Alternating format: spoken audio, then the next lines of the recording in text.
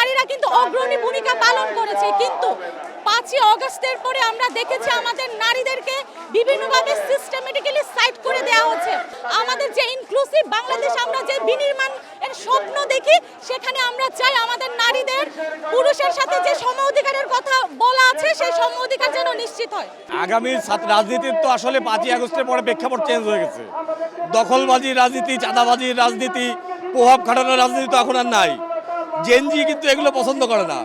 আর কিছু লোক জেনজির যে ডিলারশিপটা তাদের কাছে এটা বোঝাতে চায় বাংলাদেশের মানুষকে, কিন্তু বাংলাদেশের জেনজি যে জেনারেশন, এই জেনারেশনের অধিকাংশ মানুষ যে ছাত্র দলের পতাকা তলে আছে, এইটা বোঝানোর জন্য আজকের এই শাহবাগের সমাবেশ।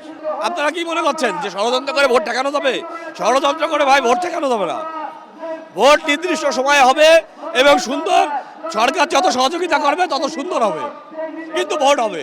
আমরা হানাহানির রাজনীতি চাই না, আমরা চাই সুশৃঙ্খল রাজনীতি, শিক্ষার্থী বান্ধব রাজনীতি, সাধারণ মানুষের কল্যাণের রাজনীতি। তারেক রহমানের নেতৃত্বে আগামী নির্বাচনের মাধ্যমে ইনশাল্লাহ বিএনপি সরকার গঠন করে দেশকে একটি সুন্দর রাজনৈতিক গণতান্ত্রিক প্রক্রিয়া অব্যাহত রাখবে, সুন্দর একটি ছাত্র রাজনীতির গণতান্ত্রিক প্রক্রিয়া অব্যাহত করে বাংলাদেশকে সুন্দর রাজনীতি উপহার দেবে। আগামী ছাত্র রাজনীতি হবে সৌহার্দ্যের, সহমর্মিতার, যেখানে থাকবে না কোনো বৈষম্য, এবং প্রত্যেকটা ক্যাম্পাসে প্রত্যেকটা ক্রিয়াশীল ছাত্র সংগঠনের সহাবস্থান নিশ্চিত হবে।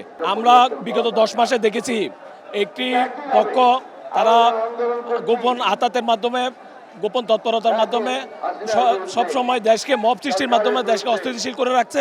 আমরা তাদের বিরুদ্ধে হুঁশিয়ারি দিতে চাই, এই যে নতুন বাংলাদেশ, সেই বাংলাদেশে এই ধরনের কোনো সন্ত্রাসী কর্মকাণ্ডের জায়গা হবে না। অতিরিক্ত সুষ্ঠু নির্বাচনের মাধ্যমে সরকারের হাতে, নির্বাচিত সরকারের হাতে দেশকে তুলে দিক।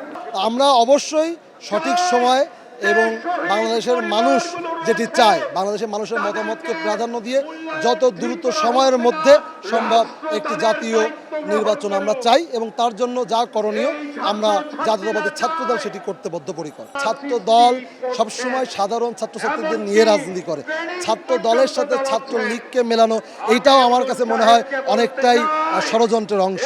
ছাত্র দল সবসময় সাধারণ শিক্ষার্থীদের ন্যায়সঙ্গত আন্দোলনের সাথে ছিল এবং সাধারণ শিক্ষার্থীদের সংগঠনই জাতীয়তাবাদী ছাত্র দল। 5ই অগস্টের পরে আসলে একটা অস্থিতিশীল পরিস্থিতি কিন্তু তৈরি হয়েছে, কারণ সেটা হচ্ছে ইলেক্টেড কোনো গভর্নমেন্ট নাই।